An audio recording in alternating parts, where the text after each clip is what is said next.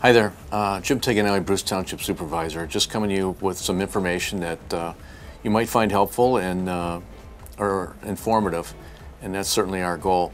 I was called by a few of our residents in the Lasher 33 Mile Road area over the weekend and advised that there had been some vehicles and some accessory buildings that were broken into and some property taken.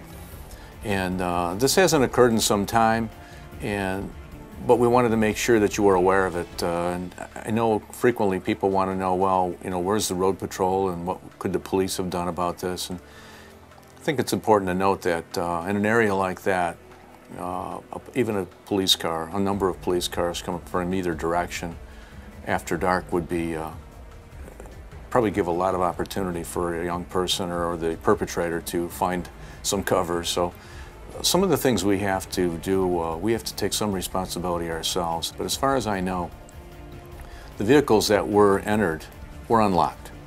And I know this is Bruce Township and we love our rural community, but the fact is most of these perpetrators, and in my experience, others that have been done like this, they're not looking to break a window, they're not looking to create any noise because a lot of us have dogs outside.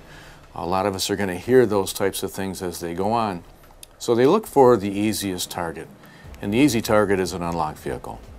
And then you might ask, well, what are they looking for? Anything. They'll take your CDs for your music, a cigarette lighter. Truthfully, most of the time they'll carry a hefty bag or even a pillowcase and take whatever they can get. Loose change. A lot of times they'll find a cellular phone. Some have even found briefcases with iPads and laptops. I don't know that that occurred here. I'm just giving you an example of the fact that they're not looking for anything, they're looking for everything. Anything they can get their hands on. They'll sort it out later. Some of it will end up in a dumpster.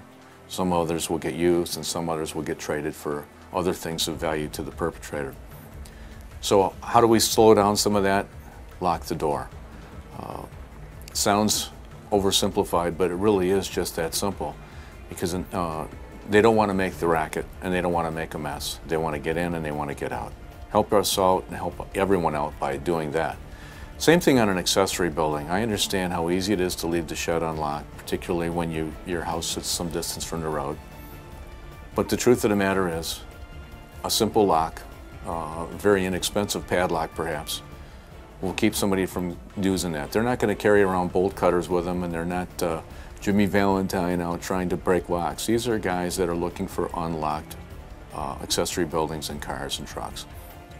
So you can help out a lot by doing that.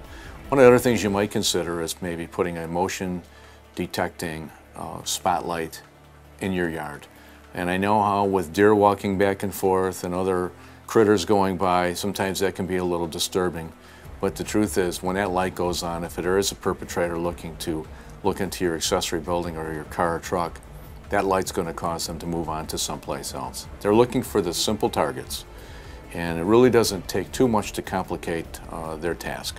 So if you can do that, it would be helpful. We are instituting a neighborhood watch site that I hope you'll look at. You can call our office here and ask for Dorothy. She can give you some information. I'm sure Channel 6 will be doing some other items on the Neighborhood Watch website. It's being pretty highly regarded right now and utilized by a lot of our neighbors. I invite you to take a look at that when you get a chance. And you'll find some of this information as it occurs coming actually from your neighbors and from the Sheriff's Department as it's received.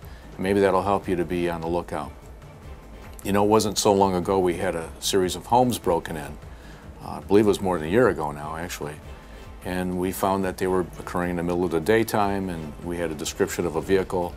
And ultimately, that led to the apprehension of a couple of perpetrators in that had been working pretty hard. So we can do the best we can. We'll continue to do what we can to try to provide you some protection and some alternatives that may be out there for us now to look at. But the quickest and easiest way is to make it harder for them. And a little lock of the door will be helpful.